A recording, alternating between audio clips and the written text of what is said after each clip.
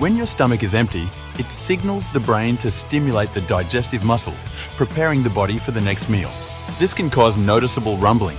However, stomach noises can occur at any time, regardless of hunger. After a meal, your digestive system continues to process food, which can also produce sounds. But what other reasons might there be for stomach rumbling? Let's break it down. 1. Gas movement. Excess gas in the intestines can create noises as it moves along. 2. Indigestion. When your digestive system struggles to break down certain foods, it can lead to increased activity and sounds.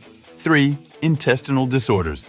Conditions like irritable bowel syndrome, IBS, or food intolerances can cause more frequent and louder stomach rumbling.